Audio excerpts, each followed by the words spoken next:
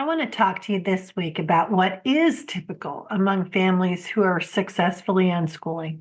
Honestly, I thought I'd have three ideas to share with you, and then there were five, and now there are seven, and they're all good to bring to the front of your mind. So I'm giving them all to you. I'm Sue Patterson, and this is the Unschooling Mom to Mom podcast. Each week, I'm sharing a little unschooling pep talk, only about 10 minutes, something to help you grow your confidence and keep you going.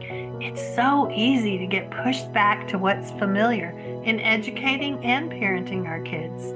I want to offer a little reassurance to counter that, to let you know that this unconventional approach really does work.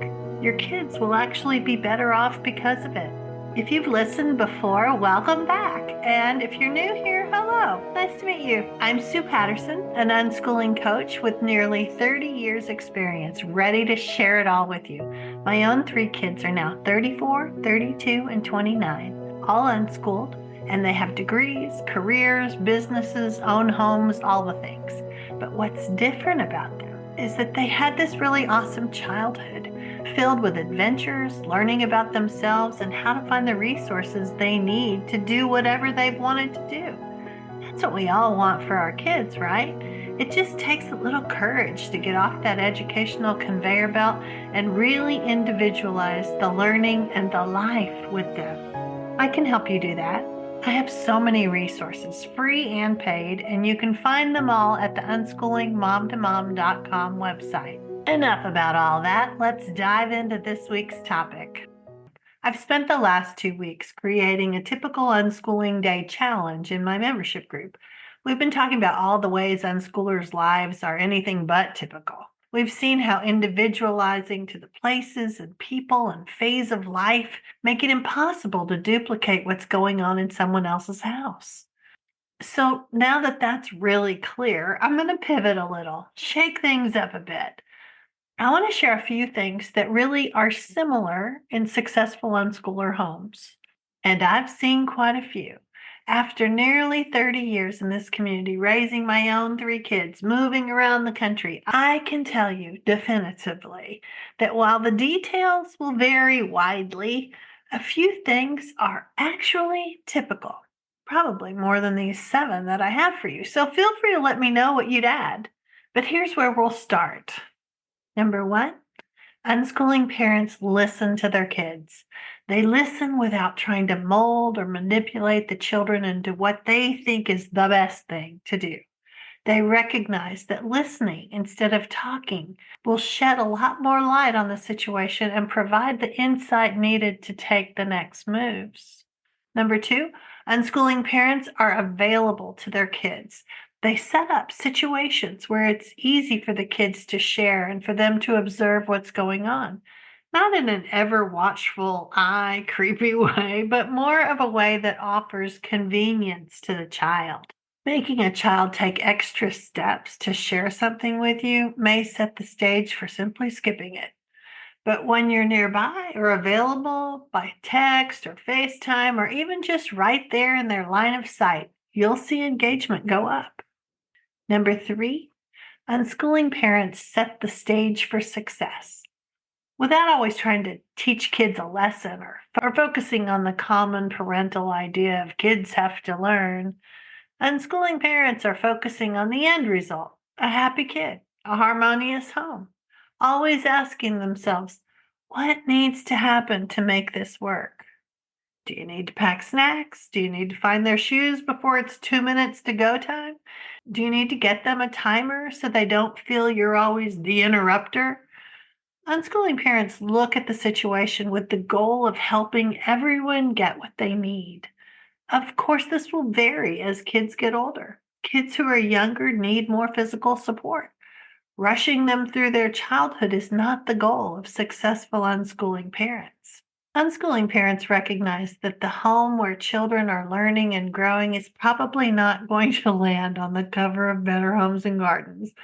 But instead, this cozy nest will provide the nurture and space for unschooled children to grow and thrive.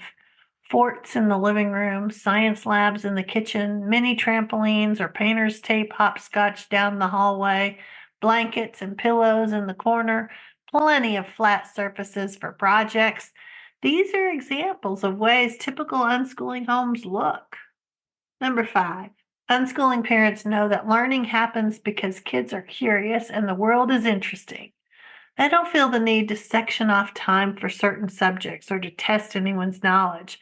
Living together in the world, having conversations, offering ways to find resources to explore more deeply. These are the ways unschooling parents are effective. Number 6, unschooling parents prioritize the relationship over the lesson plans. They don't adhere to a scope and sequence, expecting children to learn certain things based solely on their ages. They start with the learner and the learner's goals. What do they want to know more about? And they move in that direction. Kids won't always be able to tell you outright what they want to learn or what they're curious about.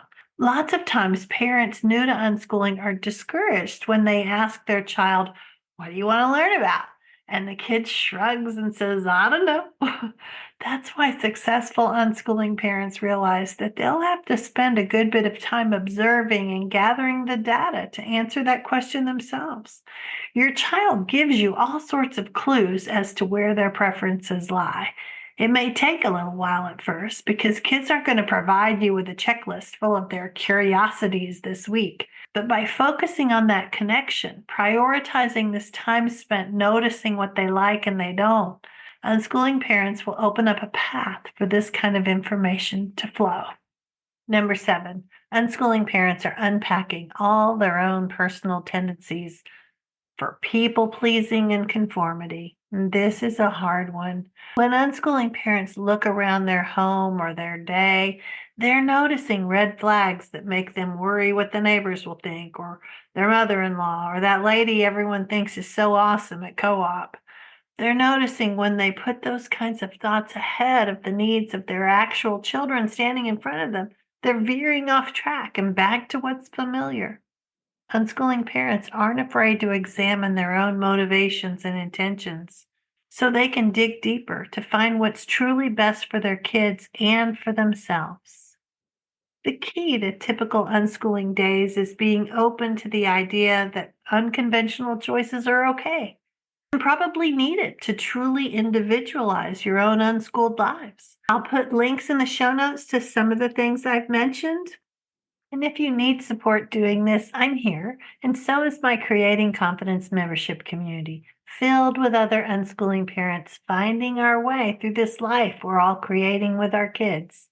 Reach out. You don't have to do this alone.